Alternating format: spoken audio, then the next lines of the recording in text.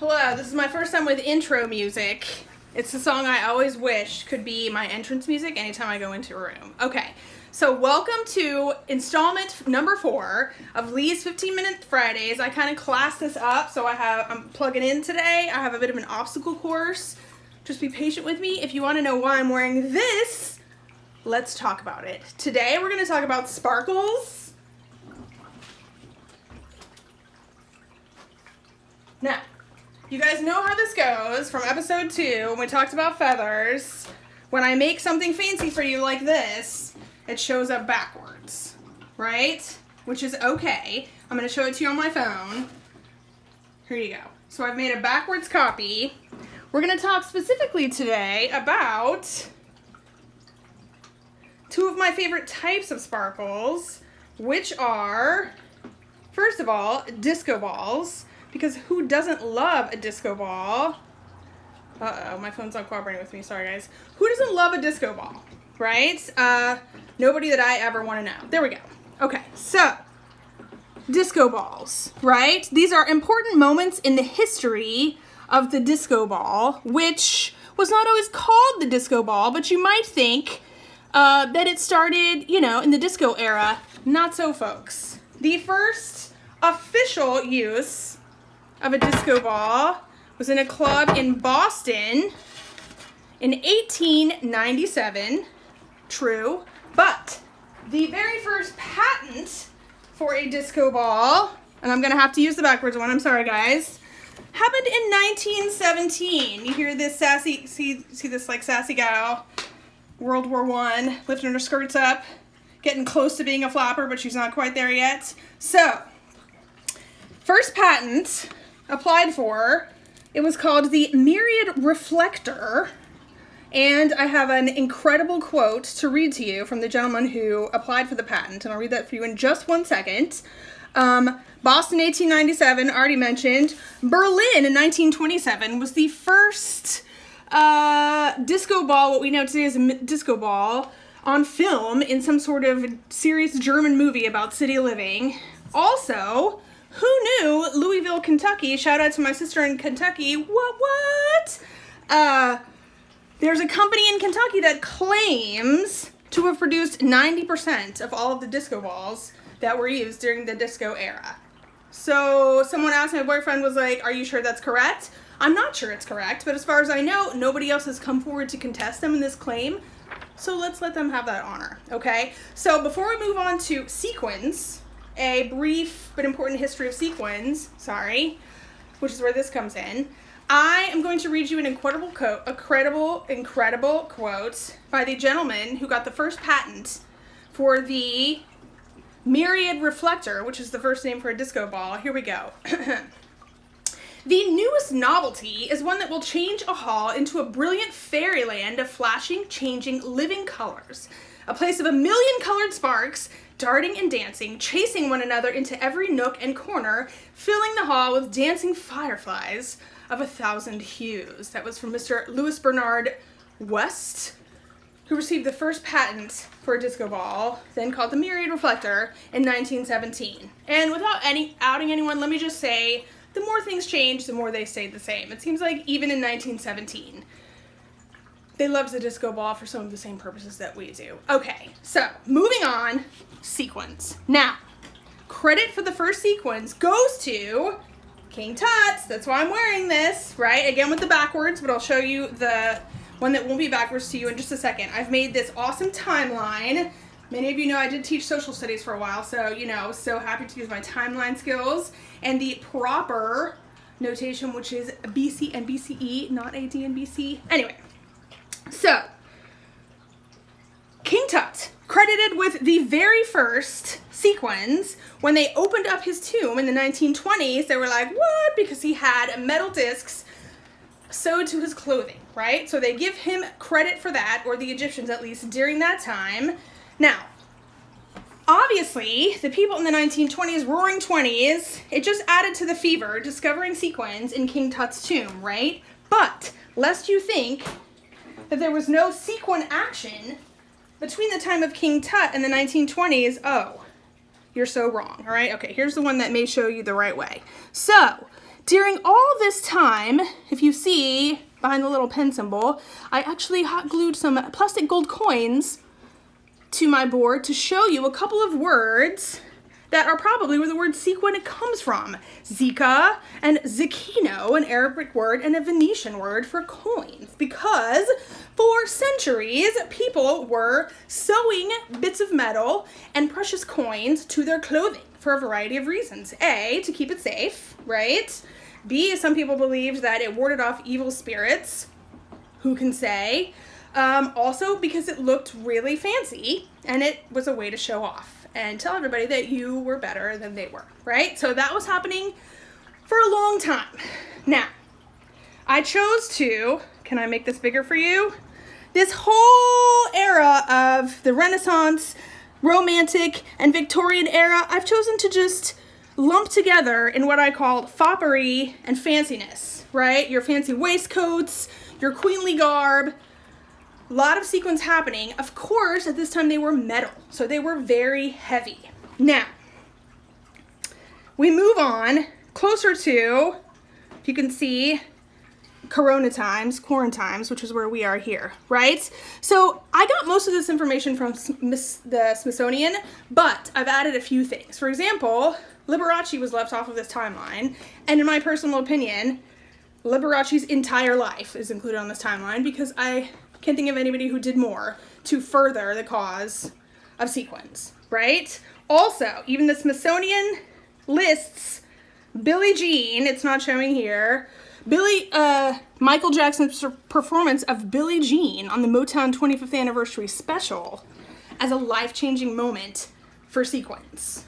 Also, it was the debut of the moonwalk. I'll show you the bigger version here so you can see. I personally remember watching this and it blew my mind and started a whole phase of me wearing a Michael Jackson shirt to bed every night for like a year. Okay, so Billie Jean, big moment, Liberace's entire life. Obviously flappers. And obviously I skipped most of musical theater, vaudeville, and all of that stuff, right? But you're smart people, you can figure that out, okay? Fast forward to now, quarantine times. Sequins are, for good or ill, available everywhere, really. Or at least they were when we were allowed to go shopping. Even on pens, or, you can't see, but sequin pants you get for $19.99 at thredUP, right? So, some people might say, oh, that's awesome that everybody has access to sequins. I think some of the people during the fancy pants times would say, ugh, how terrible that everyone has access to sequins, even the lower people. Now, sequins were made of many things. I didn't talk about that too much because I do only have 15 minutes, but metal.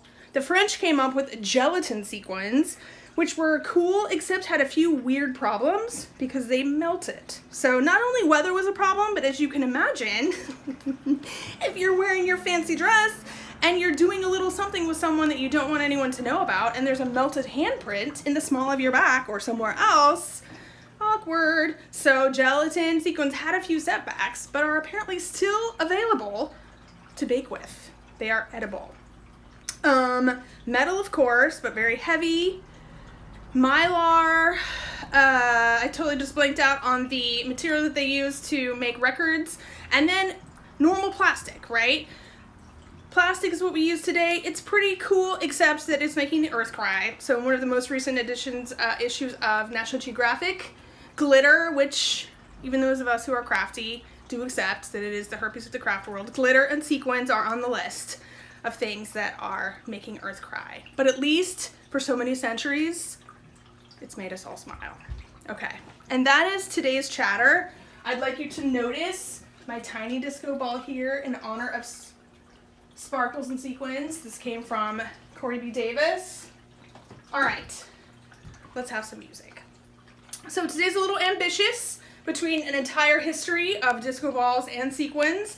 For music, I'm gonna do a couple of original tunes, including one that is completely brand new. We'll see how that goes. And then a song by one of my #1 all-time idols. Hey, let's get the disco ball spinning. Woo! Okay, so guitar pick. Guitar, as I said, I'm classing things up this week, so I plugged in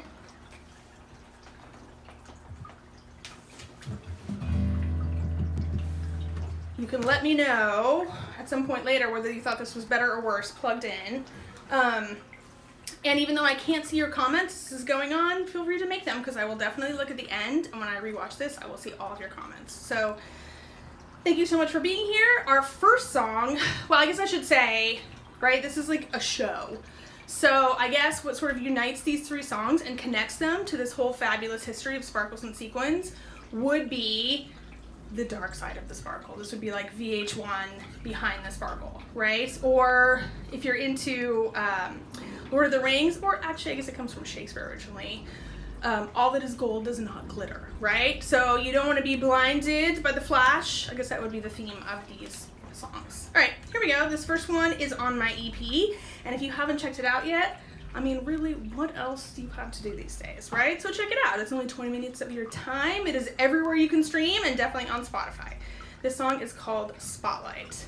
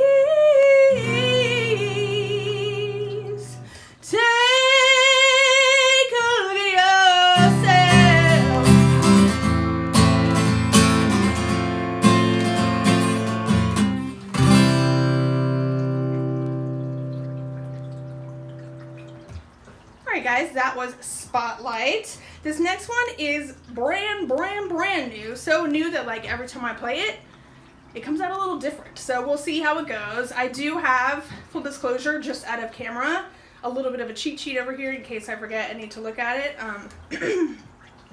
This, just, you know, little side note, if you started any artistic projects before quarantines and then picked it back up in the middle, it's interesting what can happen, right? So this is a song that I started before everything happened, and then I was like, why haven't I finished this song? And I picked it up and finished it, and it ended up a whole different way than I ever thought that it would. As of today, it didn't really have a title except Another New Song. Maybe Voices? I don't know. Kind of took a dark turn at the end, so we'll see what the title is. But for now, let's call it Another New Song.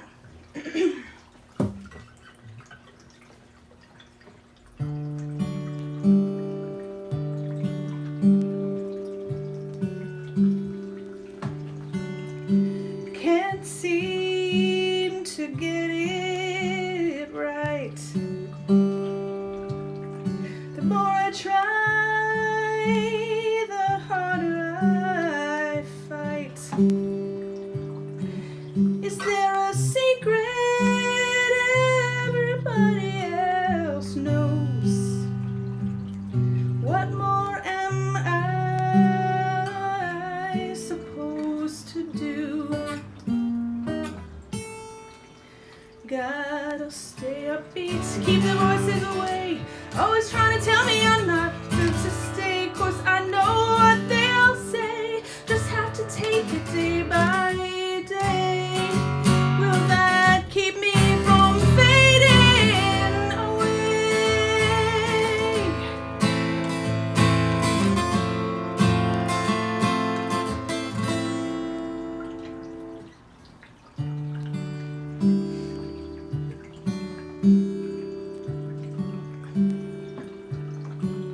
It's time for something big.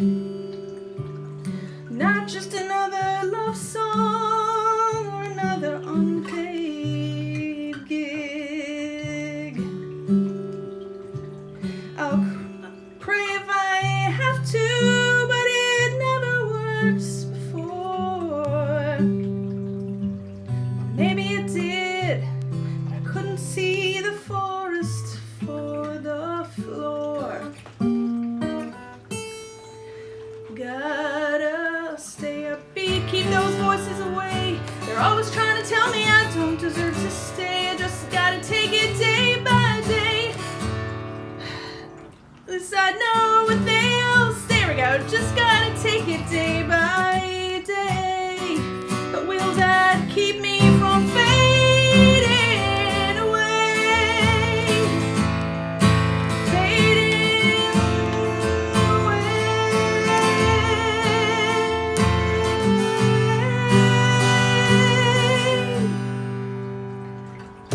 Well, I know it's important to suffer and learn, but it's hard not to feel like it's my turn. What more must I do to earn my place in the sun? Don't care if I burn. Just make sure you watch me as I burn.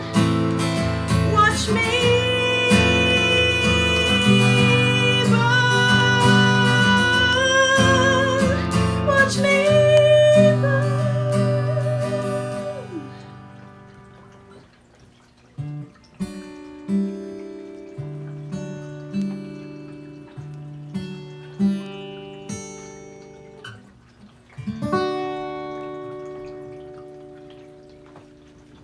Okay, guys, that was the brand new Another New Song, perhaps Voices. Thank you for letting me workshop that in front of you. Next up, a hit for an idol of mine. This is the time for the cover, right? This week's cover was a big hit for, I don't idolize that many people, but I have idolized her for a very long time. My guitarist's name is Linda because of Linda Ronstadt, right? This was a big hit for her. It was written by Clint Ballard Jr., I believe. Looking for my capo. And this song is...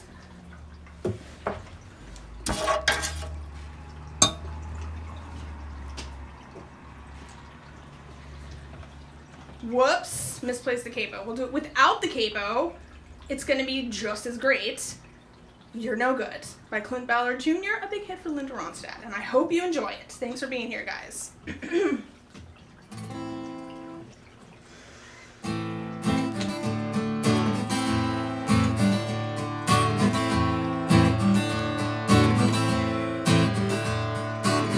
Feeling better now that we're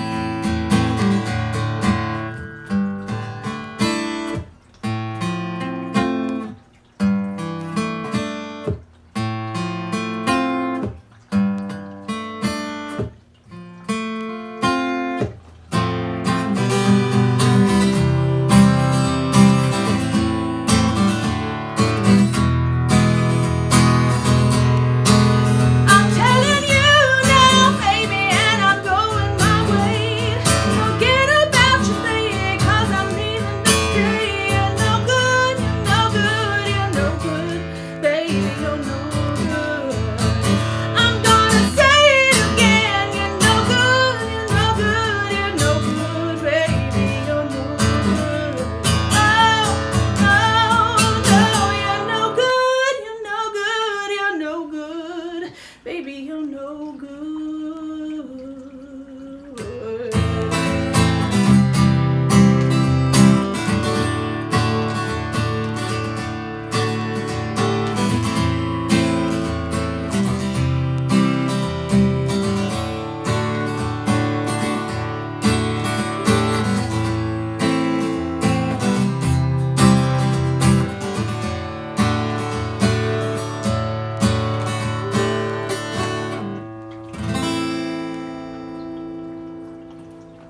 All right, folks, that is it for our 4th episode of 15-Minute Fridays. Thank you so much for being here. Let's see who's here.